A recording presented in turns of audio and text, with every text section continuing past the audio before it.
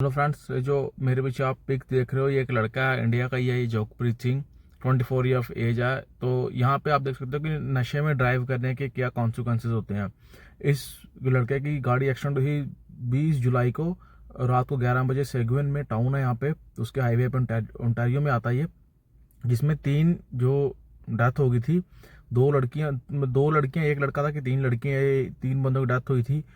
और उस टाइम इनकी गाड़ी जो दूसरी व्हीकल से क्लैश कर गई, तो उस चक्कर में वो 3 बंदों की जो है वो डेथ हो गई थी। और अब जो 20 को एक्सीडेंट हुआ 20 जुलाई को, और 29 को इसको उन्होंने कोर्ट में पेश करना था, बट उससे पहले ये फरार हो गया। अभी जो टोरंटो की पुलिस है उन्होंने उसके नाम पे इसके नाम पोस्टर निकाल दी कि जो इसकी जानकारी देगा, मतलब वो उसकी जानकारी मांग रहे हैं कम्युनिटी से कि वो या तो सीधा पुलिस को बता दे या क्राइम स्टॉपर से कॉल करके बताया। तो ये इस जो एक्सीडेंट हुआ था 20 भाई की जो जो कंडीशन थी, ये under the influence of drugs था, मतलब इसने नशा किया था और ये नशे के अंदर इसने ये एक्सीडेंट किया था, जिस वजह से पुलिस अब इसको ढूंढ रही है और ये फरार हो गया।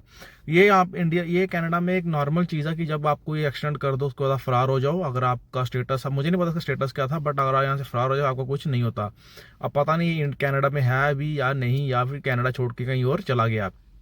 और इसमें यह भी है कि अगर तो ये मतलब कोर्ट में चला जाता, हो सकता है कि थोड़े बहुत जो चार्जेस हैं वो कम होते हैं। अब चार्जेस जो हैं वो बढ़ गए हैं, बट अब देखना पड़ेगा कि गवर्नमेंट इसके ऊपर क्या एक्शन लेती है। अगर तो कनाडा में हुआ तो पकड़ा जाएगा, नहीं हुआ तो फिर अगर कनाडा से बाहर चला गया फिर तो कुछ नहीं हो सकता इसके ऊपर। फिर आप ये समझो कि अब ये केस बंद ही है।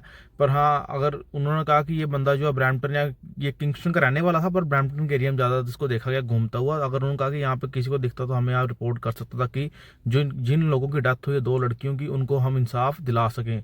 तो इसलिए कहते हैं कि कनाडा में अगर आप हो तो यहाँ पे कभी भी नशा करके ड्राइव मत करो, उबर कर लो, लिफ्ट कर लो, क्योंकि नशा करके अगर गलती होगी तो उसके कॉन्सिक्वेंस यहाँ पे बहुत बुरे हैं। तो जो भी मेरे भाई बहन यहाँ गाड़ी चलाते हैं तो ध्यान से चलाएं, और नशा करके तो बिल्कुल भी ना चलाएं। Thank you.